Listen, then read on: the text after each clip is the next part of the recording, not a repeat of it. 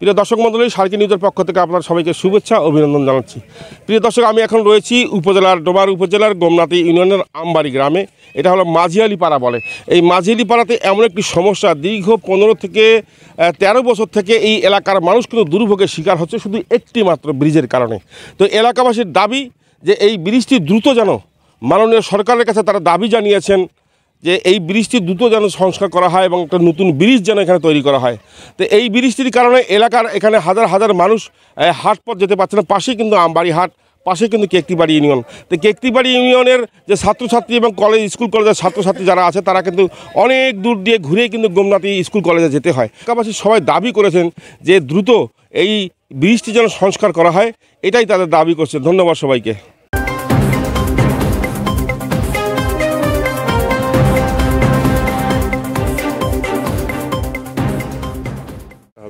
আসলে এই ব্রিজটি দুর্ভোগের কারণ হচ্ছে আমাদের সচেতনতার অভাব।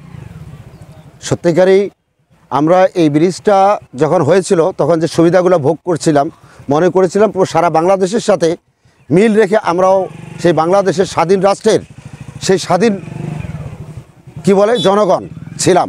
কিন্তু বিগত 13 বছর আগে এই ব্রিজটি ভেঙে যাওয়ার পর থেকে আমরা যে দুর্ভোগের শিকার এখানে, যেটা আসলে আমার কাছে এমন কোনো ভাষা নেই যে ভাষায় আমি আপনাকে সন্তুষ্ট করতে পারবো। তবে এতটুকু বলতে চাই যে সবচেয়ে আমরা ক্ষতিগ্রস্ত হয়েছি বাচ্চা কাচ্চাদের লেখাপড়া। খুবই ব্যাঘাত ঘটেছে। প্রায় 8 থেকে 10 কিলোমিটার রাস্তা ঘুরে স্কুল কলেজ মাদ্রাসা আসতে হয় গোমনাথী প্লাস আমবাড়ি।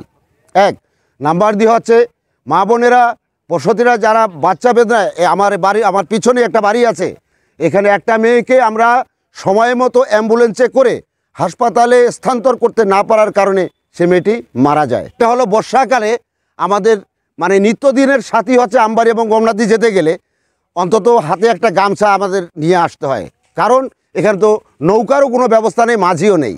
সেই ক্ষেত্রে এই রাস্তাটা আমাদের সাঁতার দিয়ে বা হেঁটে আমাদের পার হতে হয়। আসলে সবার পক্ষ, এলাকাবাসীর পক্ষ থেকে প্রায় 40 থেকে 50 হাজার লোকজন আমরা এখানে এই রাস্তায় চলাফেরা করি এবং এই বাচ্চা কাচ্চাদের পক্ষ থেকে সরকার মহোদয়ের প্রতি আমার আকুল আবেদন যে দ্রুত গতিতে এই রাস্তাটি নির্মাণ এবং এখানে একটা ব্রিজ নির্মাণ করে দেওয়ার জন্য, তাহলে আমরা উপকৃত হব এবং আসলে আমরা বাংলাদেশের অন্য জেলার, অন্য থানার, উপজেলার লোকেরা, জনসাধারণেরা যে সুবিধাগুলো ভোগ করে ইনশাল্লাহ আমরাও সেটা ভোগ করতে পারবো, এটাই আশা করি।